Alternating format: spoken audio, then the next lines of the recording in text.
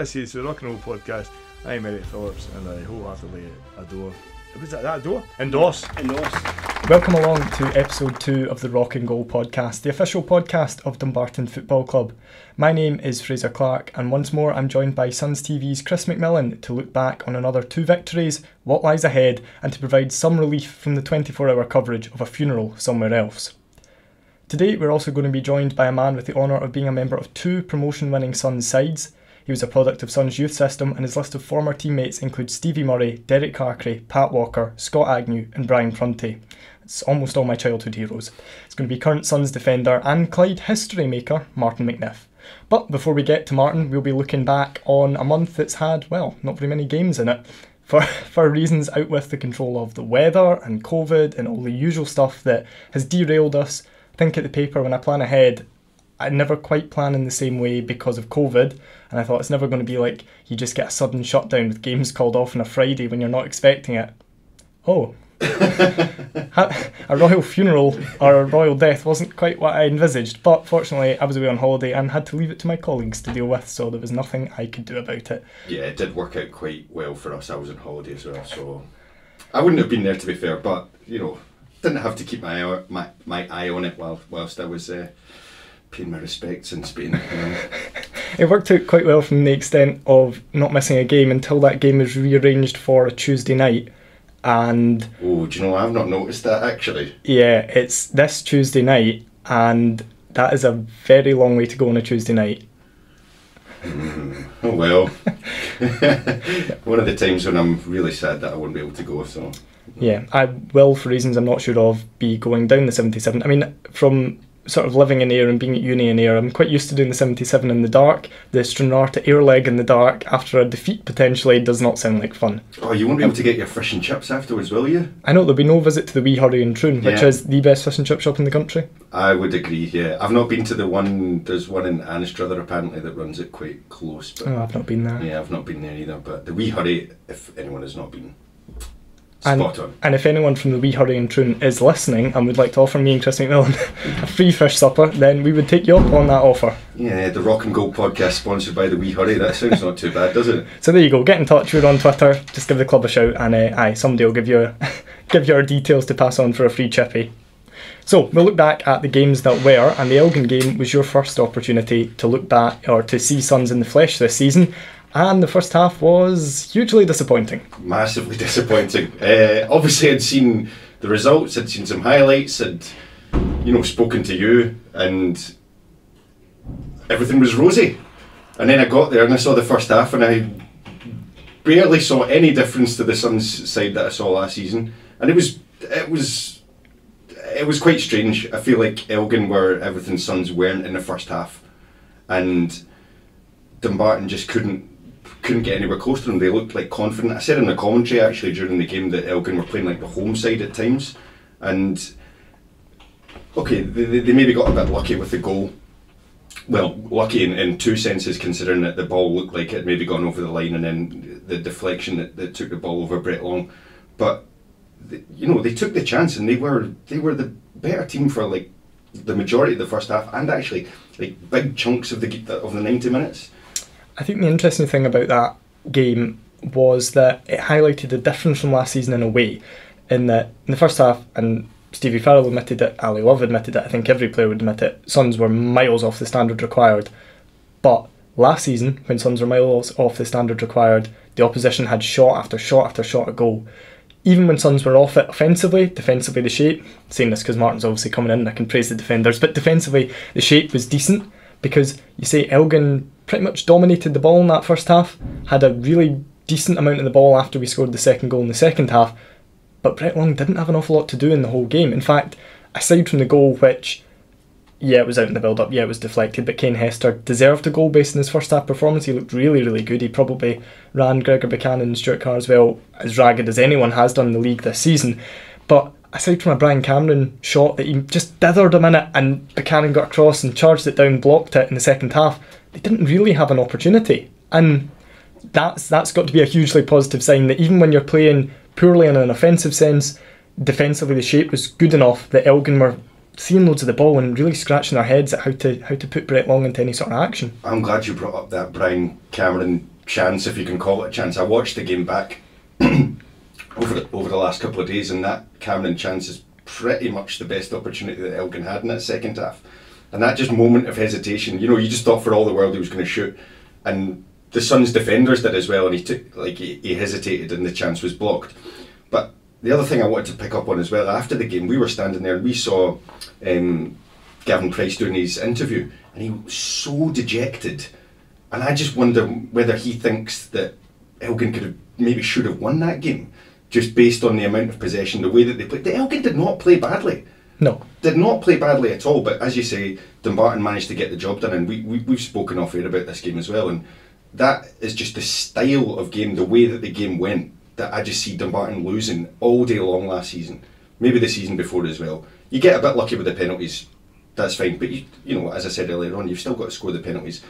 You've got to, the momentum shifted up for maybe, 10 minutes, 10 minutes, and then Elgin just kind of came back into it. But yeah, it was quite an odd game. I was saying to you as well that when I did watch it back at the time live, I felt Dumbarton were really, really good in that second half, and when I watched it back, I don't think they were as good as I thought at the time.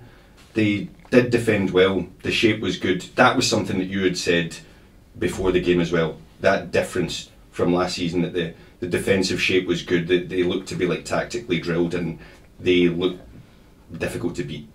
Yeah, and I think that was something that maybe came up against East Fife the following week, and it's something that I wanted to touch on because Stevie Crawford after the game said you could see why Dumbarton are top of the league, and I thought that was something that I thought about a lot on the way home from that game, because I've said it a few times this season, Suns aren't blowing teams away. They're not putting 4 or 5, 6 goals past teams. You see these teams that win leagues by just running absolute riot. Suns aren't doing that. But what they are doing is something that I think every manager in the division would like. They're not conceding a lot of goals. They're taking their chances. Their shape is good and they're hard to break down. If you say to any manager in the division, would you take a start, discount, maybe even discount the results, but would you take a start like Dumbarton's in terms of performances? I think every other manager in the league would say, yeah, absolutely, I would bite your hand off for it. And it's something that I think we might have said in commentary last season, is that when you play teams at the top end of the league, so think Airdrie and Cove last season, they knew how to win games, they knew how to not lose games. How many times did Airdrie blow away Suns last season? They didn't.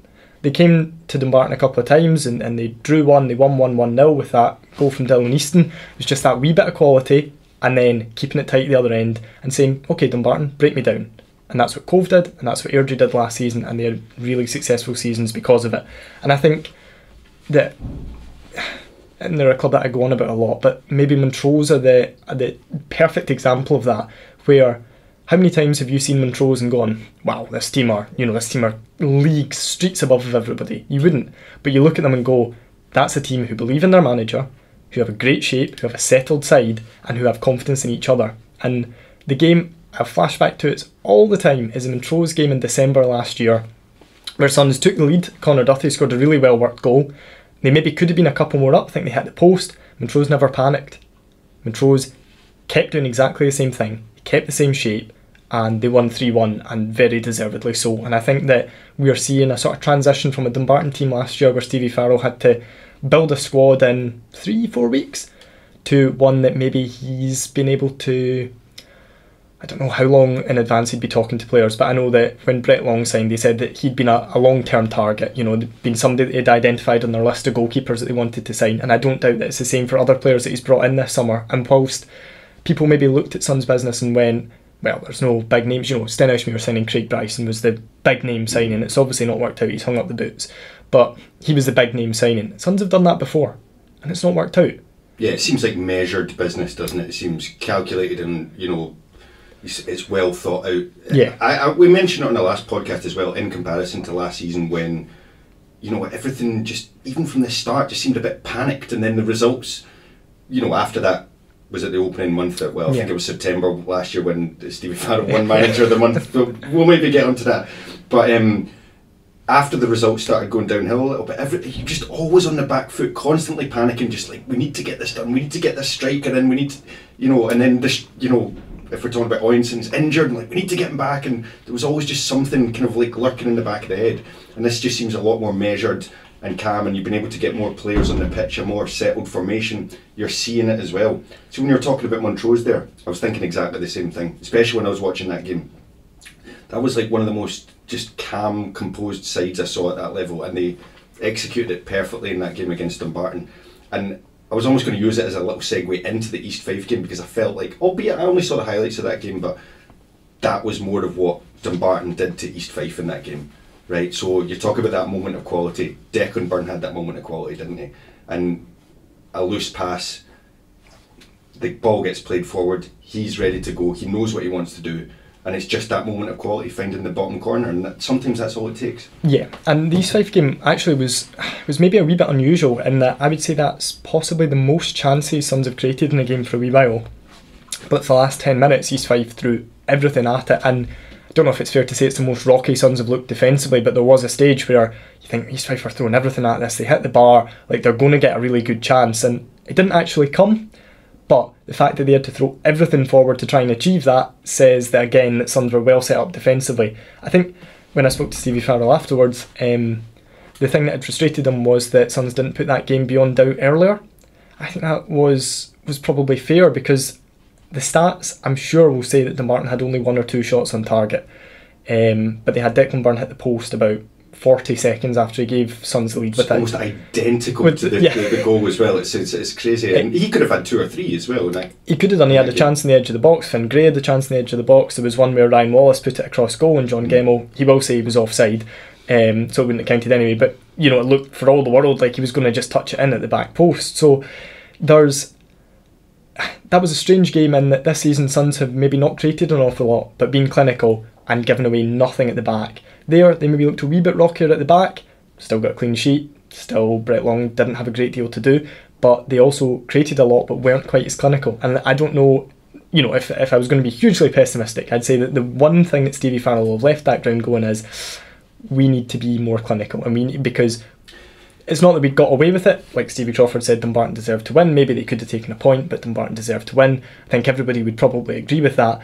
But there's going to be games, and so far this season Suns have been so good at being clinical, taking their chances. There's going to be games this season where they'll be punished if they don't. Well, there's going to be games when that shot that hits the bar drops into the net. Yeah. And you come away with a point instead of all 3. Yeah, absolutely. And that's the only criticism I could have, I think, of that performance. Or, to be honest, the Elgin, obviously, first half performance wasn't great, but Suns turned the game around. I thought it was interesting. Ali Love spoke about the fact that half-time players were basically saying to each other, look, this isn't good enough.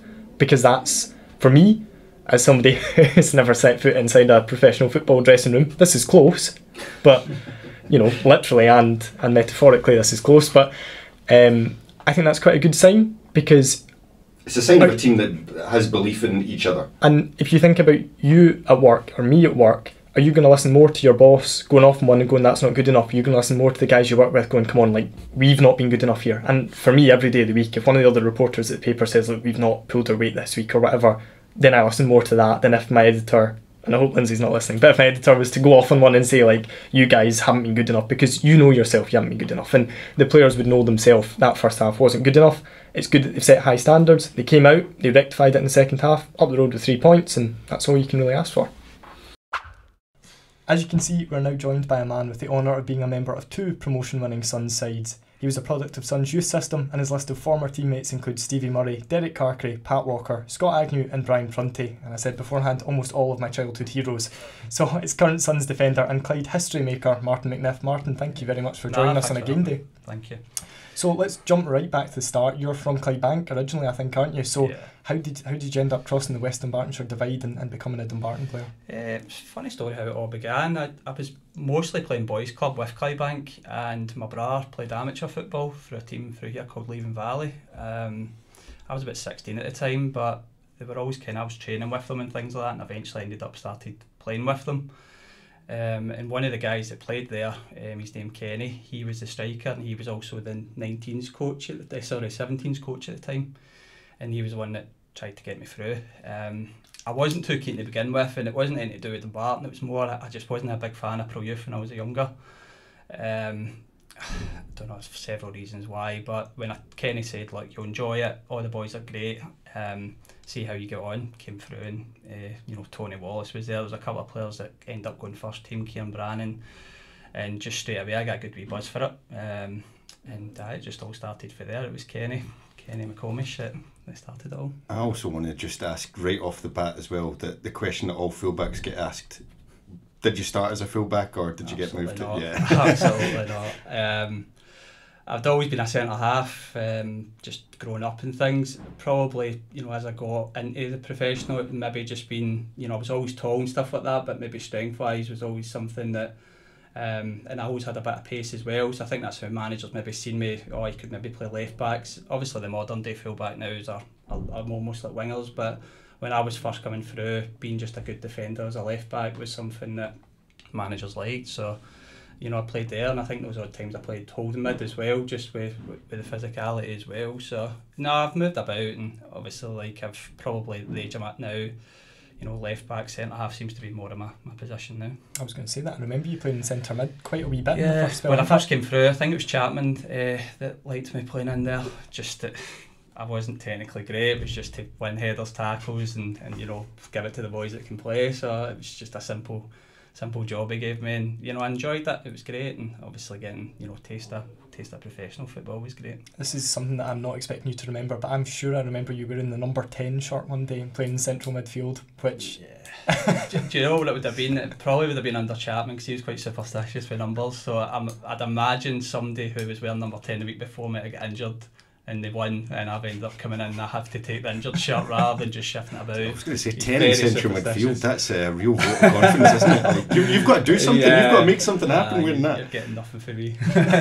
So take me back then to 2008-9 and that Sunside that you were kind of on the fringes of, mainly playing for the youth team, but you made your debut that season, and take me into that sort of dressing room environment, because there was some really, really good players in there, older heads, and then I guess younger guys like Andy Geoghegan was back here last season, Ben Gordon stepping up to senior football, and of course Gordon Lennon as well. Yeah, so much experience in that dressing room, and coming from part-time youth level, going into like a changing room, you don't maybe expect to find so many good pros, no disrespect, but if you're maybe at a Rangers, Celtic, and you expect to see all these high level pros, but I'm walking in, you've got guys like Stevie Murray, Ryan McStay. These are guys that not long before them was playing Premier League and Championship and stuff. So it was great, and in terms of as an apprentice coming through, they grounded you well coming. And I don't know if it's anything to do with it, but you see how many youth boys eventually end up go through and make it. I think at that point there was about 4 or 5 of us took a wee jump up. And it all starts for them, giving us a discipline, because when you're at youth level it's a totally different experience to when you walk in a first team dressing room. And obviously Gordon Lennon as well, he was somebody that for a captain was just great for Elm Boy when you first came in. He just took you under a wing, he would always talk to you, because it's when you come through youths, there's no denying it, like some of the boys you need to go through a hard time when you come through the youths, and boys are on it you tight. But let's say Gordon was brilliant with the boys. He would always, like, if he could see you're a wee bit down, he knew straight away, come right over, and it was just a great environment. I didn't train as much, it was probably more towards the end of the season. I started getting in quite a lot with the training and stuff, but that team was fantastic, and the run they went on towards the end of the season, I came to every single game, watched it, and it was just absolute joy to watch. What's the biggest change that you had coming from 20s football or 19s or whatever it would have been back then to the first team? Is it because you were very good physically, but I'm guessing you could be really good physically at 17s or 19s, and then you step into the first team and actually you realise, hang on a minute here, there's John Gemmels of this world. Yeah, people just do a lot of different things. I feel when you play youth football, I'm not saying it was predictable, but you can always kind of gauge what people are doing. But as you get up the leagues and the levels, it's just the intelligence of players just maybe going into areas that you yourself you don't want to go into. I was just used to playing against strikers that either one wanted to maybe pin me if they were a tall striker, or just wanted to run in behind. But when you go to the higher levels, there's just so much good movements, intelligent players, and it's just getting your head around that to begin with, I think, because let's say fitness wise, when you're a young boy, you should be at the top end most of the time because you're just naturally fit. But when you're playing against actual men, it's just being switched on at all times and making sure that you're just concentrating, because that split second's just the difference at times. So I guess you'd get forwards that would maybe be a bit more one-dimensional when you're youth, And then when you move up, and then maybe they've got a little bit more of different sides of their game, you know. Yeah, I mean, you just it's hard to explain because, let's say, I mean, I'm not saying there's no intelligent young players as well. There definitely is. It's just, let's say, when you're younger, I feel like obviously the older they get and the more experience they get, just they do more intelligent things, like going into wee spaces, making runs in behind at the right times that maybe you're not expecting them to do, and you know, it's just trying to get your head round and getting up to speed with that game intelligence. And yeah, let's say it takes a bit of time, but it's one of those ones. Asking you a question now that John Gemmell didn't know the answer to, but what do you remember from your debut? It was against Albion Rovers at Clifton Hill. You were a late sub in that game. What do you remember of it? I do remember quite a bit about it, to be fair. Not like the whole build-up or much about the game. I remember we were quite comfortably winning. I think it might have been 3-0, 3-1 maybe. 10 minutes to go, and it was just, see how you're just kind of warming up and you're thinking, oh, maybe if you never know, because I think it was a Clifton Hill, Park's terrible, and I think the boys were doing their feet, so you're thinking maybe there's a wee chance here. So I think it was between me and maybe another young boy, so I thought, who knows. And just got the call up, and that was a centre mid shout, I'm sure he put me in, because it was Ross Clark that came off, and I've ended up going on for Roscoe. And I think I had like 2 touches of the ball if I'm lucky. You know what Clifton was like, it's just centre mid, it's going over my head the whole time, and it's great experience, like, see, just be able to get that first marker down though, it's vital, like, just to, it gives you that wee drive to keep going, and you know that there's you want more games, so just, you're going into training, you're trying even harder than what you were, because you're thinking, I want more of this. It'd be interesting if you could handle centre mid at Clifton Hill. You could probably do anything. That's what I mean. I got away with it. I mean, it's obviously a young boy, nervous as heck, and let's say it's probably one of those ones where you're thinking, like, just don't make you're going on the park, not want to make mistakes. So it's probably not a bad thing that the ball didn't come to me very many times. So I'm thinking, if I make a mistake, I'm done here. So. It was Jim Chapman who gave you your debut. It was then Jim Chapman who brought you into the side a bit more, and he's someone you've worked with a lot throughout your career. So what's Jim Chapman like as a manager? What was he like to work under? He was great with young people, brilliant. And as you can see, I've said a few times already, just the amount of young boys that came through, he wasn't scared to give us a chance, and just great man management for young boys. He looks after you well, and you just feel confident with him going into the pitch, and even when you're playing young boy and you're thinking like, oh, am I good enough for this? It just made you feel like $1 million. You're going on the park and just wanted to express yourself. So in terms of like having a first manager, it was perfect for me. Perfect. How big an influence has he been throughout your career then? Because obviously you'd have worked with him at Annan, and was he the man who took you to Clyde? No, he came the season after I joined Clyde. So, but Annan, that was at a good time for me as well, where obviously with Dumbarton we had great success going into the championship, and championship wise, looking back, my standard levels, I feel I was disappointed myself, and I did get an injury around the time Ian Murray came in. It's a lot of jumps in short succession with the promotions as well, I suppose. Yeah, so I was probably 2021, and going for a high, looking at the young me, did I just maybe get a bit ahead of myself, thinking, oh yeah, I've got promoted to the championship, I'm a championship player, maybe. But you get to like that kind of January time, I got injured, the new managers came in, I think he'd maybe brought a couple of players in, Scotty Linton and things like that. So at that point I'm thinking, I don't know if I'm going to get much game time, I don't deserve it, the way I feel like I've not performed as good as I know. So Chapman at that time, he was actually at the game, it was one of the games here, I was in the stands, and Chapman came over and said, look, I'm going to get an Annan job next week, nobody knows yet, but I'm looking at you to come in, if you're interested. So I was, straight away, I thought that was a great chance for me to just go play and enjoy again. And it also helped that they had Rangers in the league at that time, so I thought Rangers at Ibrox I checked the calendar, it was like March time, so I thought, right, that's an extra incentive to go to that level. So obviously Jim Chapman left and was replaced by Alan Adamson, who was his assistant at the time. What changed round about that time? Because I remember Alan Adamson's first game, he brought in a lot of younger players. You would have started that, I'm pretty sure. Ryan Metcalf came in, would have been Gary McKell on the fringes of things. Like, he gave a lot of trust to younger players. So what changed between Alan Adamson and Jim Chapman? I mean, he came in, just tried to make things as simple as possible in terms of training and that.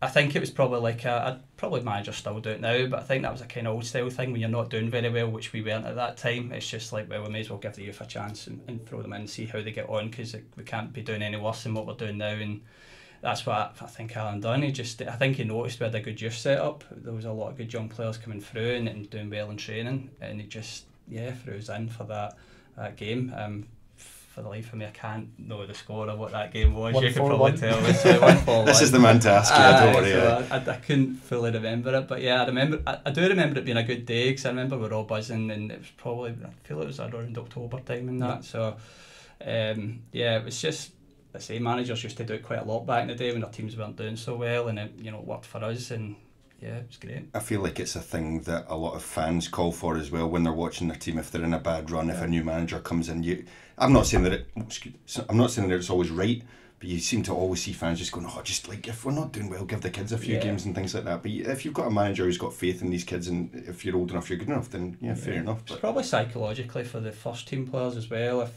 If they're getting dropped for a young boy, I think the manager's looking for a reaction off them to say, look, if there's a 17, 18-year-old kid playing in front of you today, like, either raise your levels, or this is going to keep happening. So there's probably a bit twofold towards it, but obviously it worked out well for the manager on the day. And then the following summer was when Alan Adamson pulled off some of the greatest recruitment of all time as far as I'm concerned. He brought in Alan Lithgow, he played alongside you, he brought in Scott Agnew, he brought in Brian Prunty, brought in a host of really, really good players that summer. What was the mood around the club? Because Suns had narrowly avoided relegation the season before, and then they made these signings that I think everybody kind of sat up and paid a bit of attention to. Yeah, I mean, even at my young age, I always kept a wee eye on quite a lot of the leagues and stuff like that, and you start noticing players and you always think, he's a good player and he's in that. Prunty was definitely one of them. You always remember playing against him at Alloa and you're thinking, God, he's a good player. So, bringing in guys like him that you knew, Lithgow, I remembered him for Clyde at the time, and I thought, he's another good player. So you just start noticing, and bits coming in that you're thinking, these are good players, but I think every team always got into the season hopeful, but you never realistically think like, can we win the league, or can we do something special with this? You hope it gels at the time, and you get maybe a bit of luck along the way. He signed other guys like Kev that I didn't know too well when he joined, but he was an Arclibank boy, and we got on obviously great, and I think the team spirit that season and just slowly grew, just with the great characters that were in that changing room, because there was so many of them. Yeah, talk me through the memories of that day in Airdrie then, and also I suppose the first leg as well, because that was live on TV. That was a huge occasion for the club, and talk me through the memories of that whole playoff final, because it was an incredible couple of days. Yeah, well, the first leg, I mean, it's hard to not know it's on telly. I mean, you turn up and it's totally different. I mean, you go outside where usually just before the game and you're just seeing cameras everywhere, and you just sense it's a big occasion. But I think it's good nerves you get before games like that, or for me certainly anyway. I feel like it just gets your mind more focused than you probably normal, and you just hope that everything plans out. But yeah, the first leg, I mean, the only thing I remember for playoffs most of the time is Tony Wallace. Like, I don't know where he came from. Just all season it was just up and down, and then playoffs it just became a different player altogether. So I remember that game, just him against the boy Lovren, wasn't it? The kind of more experienced guy, and just I always remember playing against him and thinking like, just horrible player, like probably really nice off it, but on the park just horrible to play against. But I just thought Tony was just, punch for punch, giving them just as good as they got, and played obviously an excellent game, and it was quite a tight 1-0, wasn't it? 2-1 the first leg. 2-1 the first leg. They got a wee goal, didn't they? And then the second leg, you're going into it, it's hard. I always feel like when you're winning and you've got a second leg to play, it's like, what do you do? Do you go for that other goal? Do you try and hold off? And I don't know if we were in that situation when we were in, because I felt it was quite a nervy start to the game. Do you remember what the instruction was in terms of whether to go for it or sit back? Alan he was always wanting to win, to give him his due. He always put a team out, just wanted to go and make sure that we won. He didn't want to be negative, so he put the same team out that he thought would win the game. But as players, sometimes you think game management, what do we do here? And obviously, let's say at the start of the game, I just remember being quite nervy and not much happening until obviously a wee bit of brilliance. I'm sure it was Aggie's ball. Aggie's great ball over to Darko. You're watching in your head right now. Yeah. So as soon as you get that goal, you're just thinking, brilliant, great. We've got a 2-goal cushion now. That's great. And then I think it was very quickly we got the second goal, innit? Darko again, and you're just thinking, wow, like we can only lose it now. We just need to keep focused, game manage it.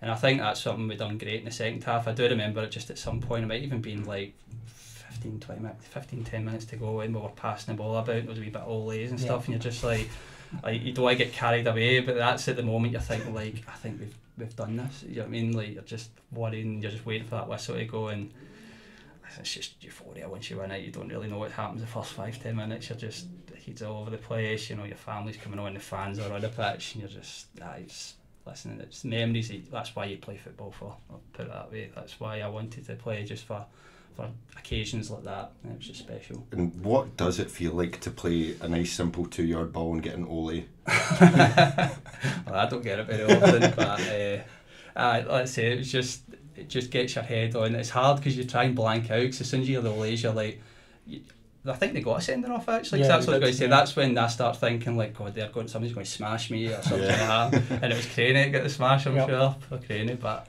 it was, you do try and switch off it, because obviously it's great for the fans. That's what they're coming here for. But as players, we know there's still 10 minutes, and there's a lot of weirder things happening in football in 10 minutes. So you just got to keep yourself composed as best you can. I felt like James Craney got smashed quite a lot by opposition players that season. Was it like why was it just because he was quite wee and people thought they could take him? I don't know. The deal? I think he was one of these players as well. Like he could make a foul look 10 times worse than what it was as well, put it that way. But I think he did get hit that day. I'll give him his due. I think he did get. Because he was about 8 stone and he went really high in the air and didn't hit him. Yeah. So how soon? So I spoke to Alan Adamson back in May time about that, and he said that it was almost like Suns got promoted, and then there was celebrations, then there was a wee bit of a shock around the club, and it was almost like, well, we weren't really banking on this, so now what? What was the kind of mood amongst the players looking ahead? Because you look at that championship and you had teams like Falkirk, Partick Thistle, who budgets would have been 5-10 times Suns' budget, and I think once the elation died down, there was a wee bit of realism that came in, and Suns fans started to think, hold on a minute here, this is a different kettle of fish entirely. Yeah, definitely. I mean, we tried to not really think about it. It's just when you get promoted, I think every team's the same, where you just have that confidence that you can go again. And we did have a really good team spirit at that point. So we're thinking, for me as well, I think lower league's team spirit's a massive thing. So if you've got that in a team, that can be half the battle sometimes. So because we had that, we did feel, we could have a wee go here. Obviously, we knew. I think that was the time when Airdrie got just brought up, didn't it? So we started to think like there is maybe a couple of teams that we can, that we fancy ourselves against. No disrespect to them, but I think we kind of went that season with a fair bit of confidence, maybe a bit more normal. But I think that's just with the promotion and stuff like that. The Airdrie thing is interesting that you just touched on there. I presume that this isn't the case whatsoever, but I just wondered whether there was any thought, because they got brought up because of the Rangers situation. Yeah. Was there any thought about even if we'd have lost that game, we would have gone up anyway? Didn't take anything away from it? No. I think it was just that way of like, I don't think anybody ever thought that. It was just obviously what they'd done. I don't think I had any feelings on it at the time, but it was probably one of those ones where probably gave you a bit more confidence in the league, thinking, well, there's a team that should be a League One team now in the Championship. So in terms of our survival, which was probably the aim for us, to be perfectly honest, was we're thinking, well, let's give us maybe a better chance. Give it a better chance. We've gone through all this podcast without talking about Suns' assistant manager around about that time, who's been massively in the news over the past couple of weeks, in Jack Ross. What was Jack Ross like to work under? I love Jack. I thought in terms of coaching, it was just totally different from what I experienced when he first came in. It was one of those ones where now, even at the time, you could think he's going to go far. Like just the way he prepared training, even some of his team talks, it was quite common. So what we would do is in the dressing room, Alan would have his speech, and again, Alan was just short and sweet with most of his speech. It was just like, go play, express yourself. Never anything on the opposition. It was just all about us. And it wasn't until we probably went in the warm up with Jacko, and Jacko would get us together, and he would give us another team talk, and some of them he gave us, it's like hairs in the back of your neck type stuff. It was just in terms of talking, brilliant. Let's say training was unbelievable. Just everything was so organised. It was short. It was sharp. It's just something I wasn't used to at the time, because a lot of the time you go to part time, it's like one drill gets set up and then you need to go away and do a wee jog around the park for the second drill. But he had everything just laid out, and I'm thinking, wow, this is what professionalism looks like. And he just raised the standards. And I think like when he came in, you could probably pinpoint like when he came in to when you seen our results since he came in, it was a difference, because I mean that season we went for 5 or 6 games lost in a row or something, if I remember right. So it was, you know, for that to obviously going in the form that we did, I think he's got to take massive credit for that, definitely. Obviously your time at Dumbarton came to an end, like you said, when you went out to Annan, I think initially on loan. Is there a wee bit of disappointment that you didn't get more of a chance under Ian Murray, or do you just kind of think, well, like, I look at myself before, you know, looking at managers and stuff like that, and let's say I feel like when I feel like I was given a decent chance, especially at the start of the season. I think Alan kind of mostly kept roughly the same team as the season before and gave us a bit of loyalty, but you know, looking back, I just feel I let myself down a wee bit with some of the games and that. I don't know if it was maybe pre-season, like, you know, I don't know if I maybe pushed this out in pre-season as much as I could and stuff like that. So I look back at the young me and think I probably could have done more. So I look at myself for disappointment rather than anything else. Here's a question that I've been dying to ask you as Bonnie Rigg stroke son start the tunes in the background, but a question that I've been dying to ask you because I love asking players this. Throughout your time at Dumbarton, who was the most underrated, underappreciated player that you played with? Oh. See, I don't know. See, I love Big Kev, mate. I thought, I know he was probably a bit overrated with fans at the time, you just loved him, but I'm trying to think underrated. Except just in terms of, like, Kev is somebody I just thought we couldn't replace at the time. Like, seeing that league, the way that teams played at that time, you just needed somebody in there that done his job. It was just crucial, and I think that was a massive part of what we done. And in terms of what I'm saying underrated is, like, he had ability to play higher level. He did, and he was another unfortunate one for the championship where, like, he got a lot of injuries. I think he got hernia around that time, and then he ended up going out on loan as well. But he never really got a chance at the championship, which I felt he deserved probably more than most of us, just with the way he played the season before. I mean, I can't really think of somebody like under the radar as such. You know, I feel like everybody I've played with, you know, you'll know most of them if they've played at a high level, you'll know. So I'd probably say Kev, just with the whole championship thing. I feel like if he had a good crack at that, the age he was at a good age at the time. I feel he could have kicked on, certainly. Just before we let you go, and stop having to listen to whoever's playing music in the background, but just before we let you go, this season, the start of the season, obviously we're recording this before Bonnie Rigg, so who knows what's going to happen, but the start of the season has been phenomenal. How confident are you that Suns can keep that up, and do you sense that there's the right team spirit that you spoke about that successful teams have in that dressing room? I try not to get ahead of myself now. I don't know if it's maybe just with age or things, but you know, we've touched on it before. I mean, we went the season we get promoted at Dumbarton, we lost our first 6 games, you know, and obviously now we've won, you know, the 6 games here. So it shows you how much it can change. We get promoted that year. There's guys in that dressing room that have played with teams that have been 18 points plus clear and still not win the league. So you've got to switch off it and take it, you know, one game at a time. That's certainly something I'm doing. Every game in this league is going to be difficult, regardless if you're home or away. I feel like every team is at a similar level, and I think I've said that in previous interviews. I do think we've got the team spirit, and it's just one of those ones as well. Like, everything's going so great and well. I think maybe the League Cup could maybe have covered this off, but it'll be interesting. We're not going to win every game, we'll be honest. So there's going to be a defeat eventually, and that, you know, that's going to be where you'll notice at that point. I think that's when you notice a lot more things than you do when you're winning. When you're winning, everything's great, but when you do get that defeat, it's about how you react, how the boys are, you know, and make sure the standards grow. And if it's going to be one defeat, make sure it stays one defeat. Don't let it grow to 2 and 3. And say that'll be when we'll probably really notice how the character is in the team. But I feel for now, what I'm noticing compared to teams I've been at, it's a great environment in there. Boys are just, even the boys that aren't playing now, that can feel unfortunate. You know, there's some great players we've got on our bench right now that just can't get in, and you know, the manager's rightfully probably looking and thinking these guys that are playing deserves because we're winning.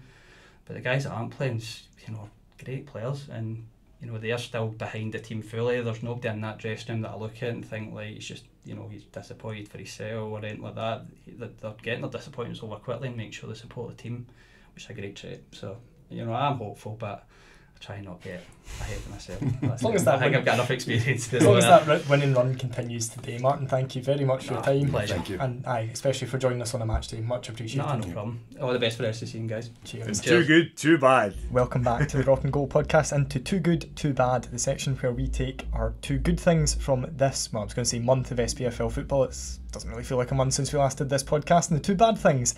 And I would It's like... not two of each. No, it's one between... A two bad and a two good, right? Yeah, that sort of confused me slightly. But yeah, I've got my two lined up, you've got your two lined up, and I want to start with my good, and I want to start by apologising to Edinburgh City for bodying them hard on the last podcast. We both did. Yeah, we both did. They still have a silly stadium, they still have a silly team name, they do have quite a nice kit, and as it turns out, they're an excellent football team. They blew away Airdrie. Okay, Airdrie went down to 10 men, but they absolutely blew away Airdrie at the Excelsior Stadium last month, or a couple of weeks ago. I've kind of lost track of time at the moment, but they are sitting, as we record this podcast, second in League One, which I don't think anyone had quite envisaged coming for them. They've done some really good business over the window, and that, for me, was just culminated by adding James Cragen from Arbroath, who scored twice in his debut, and who, for me, is a top-end League One, probably a mid-table championship player, and a real coup for Edinburgh City. So yeah, they might have a silly stadium, they might have a silly name, but what a football team that they're putting together at the moment, and maybe, just maybe, they could be dark horses to get in the playoffs in League One. After the start they've made, I mean, listen, why not? Yeah. Why not? Why not at all? You didn't mention the fact that they beat Clyde as well, who obviously had a really good start, and yeah, fair enough. I think the apology is warranted, and I think it was a lovely apology. Yeah, it was really very much from the heart, and you could tell that because I prefixed it by saying the things I didn't like about them, although I do like their kit, and see the fact it's got FC Edinburgh on the back and then the name underneath. I thought that looked gimmicky and tacky and horrible, but now they're quite good at football. I now quite like it. Full Bundesliga on them. Yeah, I'm fully bought into it. So yeah, big ups to FC Edinburgh, and they're silly, and they are written down in my notes as Edinburgh City as well, which just sounds far nicer. But I do the same. You know, another thing, just on the subject of wee things that irritate me, and this will be a bit of the podcast where everyone will turn off because there's so many things that irritate me, but see on Wikipedia now, if you play for Edinburgh City, instead of having FC Edinburgh or Edinburgh City, it just has Edinburgh. I really, really don't like that. Like, no, just get rid of that. just have FC Edinburgh on it. Wikipedia admins, who I know are really, really, what's the word I can say in the podcast, pernickety about these things, but I can't deal with going on Sam Ramsbottom's Wikipedia page and just seeing Edinburgh on it rather than FC Edinburgh or Edinburgh City or whatever.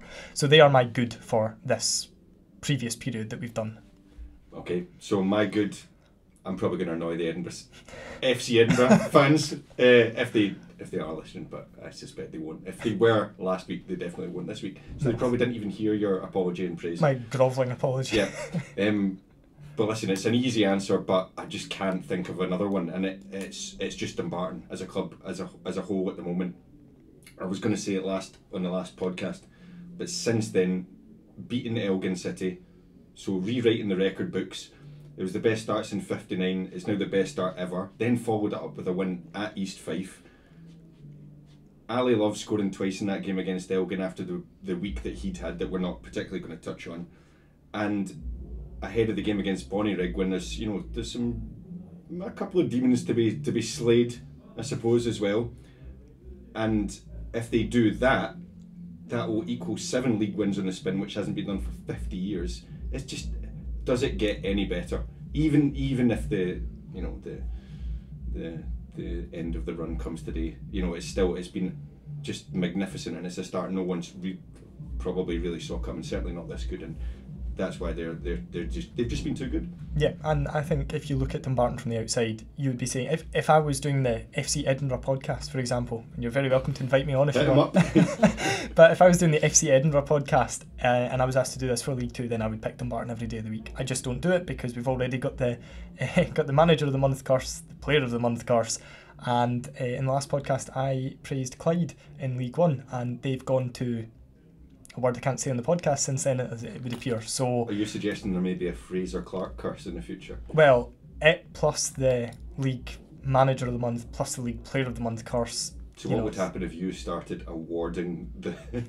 if you started handing over the award every month? I can tell you, if I was in charge of handing out the awards, Stevie Farrell would have called me into his office and told me that in no uncertain terms he did not want one of those awards. My too bad is a team who I think you could have mentioned in the too good if we'd done this podcast last season every single month, and it's Arbroath, who've had an absolutely dreadful start to the season. What's happened? They are shedding players at an alarming rate. Now, I understand that some people are saying, James Cragen's gone, he didn't start every game, Jason Thompson's gone, he's getting on a wee bit, Nicky Lowe left to go to Kelty Hearts because it's 15 minutes closer to Greenock than Arbroath is. But for me, looking from the outside, that's a big warning sign. Now, the Nicky Lowe one, I understand that he wanted to be closer to home, and I think that ideally his move would have been to Morton. It's the club he supports, he's from Greenock and all that stuff. But the fact that he left Arbroath to sign for Kelty Hearts on loan said that he didn't even want to stomach being there for much longer.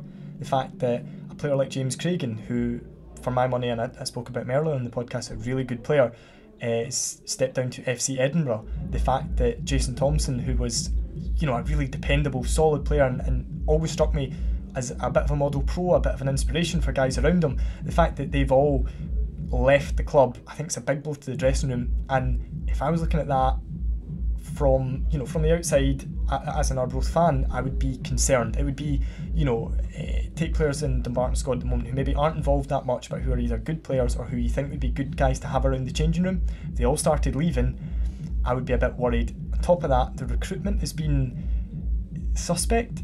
Dick Campbell's always said that he won't bring in a player unless he improves what he's got.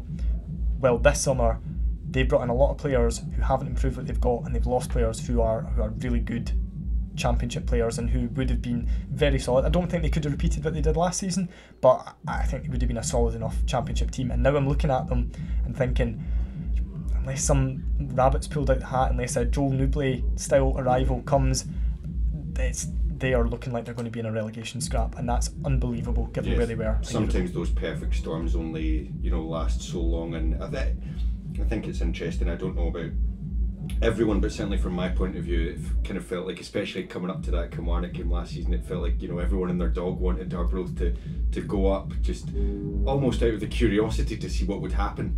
And yeah, it's just what has happened since, I don't think anyone really could have seen. And yeah, it must be a worrying time, especially being so close for these Arbroath supporters to maybe look like it's on the slide. But yeah, I think we can say that Ali Love's tunes have been pumped up and that Bonnyrigg have arrived, because behind us is what sounds like a fairground, but what I'm reliably informed is a Scottish League 2 dressing room. Yes, I don't think anyone, we didn't see this coming, did we, from putting ourselves here, but maybe it's interesting to listen to. I don't know. People are enjoying the background music. If you're into your kind of hardcore music, you'll enjoy the background music. Bold prediction. Welcome back to the Rock and Goal podcast and to Bold Predictions, where me and Chris McMillan show our outstanding knowledge of the lower leagues by accurately predicting who will be top of each of the SPFL's lower leagues at the end, or when we start our next podcast. At the end of the season, we will get an award presented to one of us, probably, for whoever is correct, but we'll know the leagues inside out, so we'll both be tied on points with full marks. Yes. Yep. So I suppose the easiest one for us to start on, looking ahead to when we'll be recording our next podcast, is Chris McMillan, who do you think will be top of League 2? I'm going to go with Dumbarton. Yes, I think that might be a good shout. No, but in all seriousness, obviously it's been a great start. Could be an excellent start after the Bonnyrigg game, we don't know yet, but and as I mentioned earlier on in the podcast, the longer this run goes on, the more sort of a cushion you build up for yourself, and that could really prove crucial. But I'm going to say I think it'll be top by the time we do the next podcast. Yeah, I agree, and I admired your Lampardian transition there from the kind of jokey comment to no, but in all seriousness, seriousness, Dumbarton can lose in the next couple of games and still be top. So yeah, and it does feel like League 2 is going to be the league where teams are taking points off each other. So should Suns lose today or lose to Stranraer or whoever, then the chances are that teams around them are also going to be losing games. So I would say you're probably correct on that one. League 1. League 1, now I have been saying this since the summer, really, since before the season started, and I'm still kind of going to go down the same road, but League 1, I have no idea I really thought before the start of the season that I thought it would be a really competitive division. I thought it could have been a situation where, you know, perhaps you might have had Kelty, Peterhead and maybe Edinburgh kind of maybe fighting to stay out of the bottom two places, and then I was thinking, I think everyone from there up would probably fancy at least getting in the playoffs. Edinburgh City have already smashed that to pieces. Sorry, FC Edinburgh, excuse me. They've already smashed that to pieces. For that now. Yes, like a little bagpipe maybe. But I am really not sure. I think I've been impressed with Dunfermline's start. I think if I had to stick my neck out, I'd maybe say them, but I'm not entirely sure. I've not got their fixtures here right in front of me, but I still think even if they are top come the next podcast, I think it will still be quite an open season with a lot of clubs that will fancy themselves even if they're not in that top spot. I think Dunfermline are probably the sensible pick, so therefore I've gone for Montrose, who everyone knows that I admire greatly and relish the opportunity to talk about. But Montrose historically don't start seasons particularly well and then pick up pace as they go on. This season they've actually started all right. They're third in the league at the moment, and looking at the fixtures, they've got Alloa today, so now I've said that, they'll get battered by Alloa. But they've got coming up, they've got Edinburgh, FC they've got the team formerly known, the artist formerly known as Edinburgh City. They've got Airdrie at home. I'm not really quite sure what to make of Airdrie anymore. They have quite a thin squad. They got battered obviously the other week by they who shall not be named. But they've still got decent enough players, and Rhys McCabe kind of looks like he knows what he's doing, I think. And then Montrose have Clyde at Broadwood and Falkirk at home.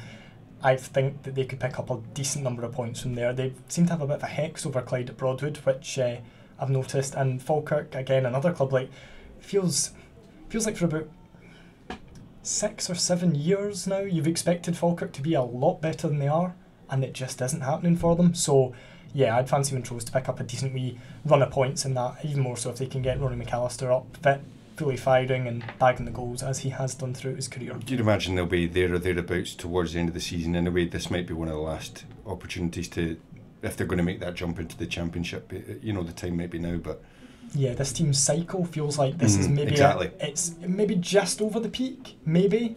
But they freshen things up a wee bit, bringing in McAllister especially, bringing in